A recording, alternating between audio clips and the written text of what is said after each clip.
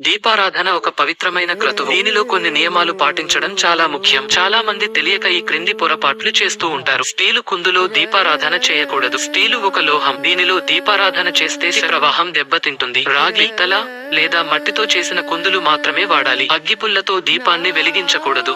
అగ్గిపుల్లలలో sulphur ఉంటుంది. దీనివల్ల దీపం యొక్క పవిత్రత భంగం కలుగుతుంది. అగరవత్తి లేదా కర్పూరం వాడాలి. ఒక వత్తి దీపారాధన చేయకూడదు.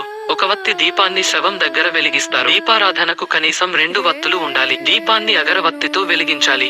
అగరవత్తి సువాసన దీపారాధనకు మరింత పవిత్రతను చేకూరుస్తుంది. దీపారాధన కుందికి 3 చోట్ల కుంకుమ పెట్టి అక్షితలు వేయాలి. కుంకుమ దేవతలకు స్వాగతం పలుకుతుంది. అక్షితలు శక్తిని ఆకర్షిస్తాయి. విష్ణువుకు కుడివైపు ఉండాలి. దీపారాధన చేసేటప్పుడు మీరు ఎప్పుడూ దేవతకు ఎదురుగా ఉండకూడదు. ఎల్లప్పుడూ కుడివైపు ఉండి దీపారాధన చేయాలి. దీపం కొండెక్కితే 108 సార్లు ఓం నమః శివాయ అని జపించి దీపం వెలిగించాలి. దీపం కొండెక్కడం అశుభం, కానీ 108 సార్లు శివమంత్రం జపించడం ద్వారా దాని ప్రభావాన్ని తగ్గించవచ్చు. ఈ పొరపాట్లను గుర్తుంచుకొని దీపారాధన సరిగ్గా చేయండి. దీపారాధన చేసేటప్పుడు ఈ క్రింది విషయాలు కూడా గుర్తుంచుకోండి. స్నానం చేసి శుభ్రమైన దుస్తులు ధరించి దీపారాధన చేయాలి. దీపారాధన చేసేటప్పుడు మనస్సు ప్రశాంతంగా ఉండాలి. దీపారాధనలో ఉపయోగించే నూనె, ఒత్తులు, అగరవత్తులు మంచి నాణ్యతతో ఉండాలి. దీపారాధన సమయం, స్థలం, కరం నిర్ణయించుకోవాలి. దీపారాధన సక్రమంగా చేయడం వల్ల ఇంట్లో సానుకూల శక్తి పెరుగుతుంది.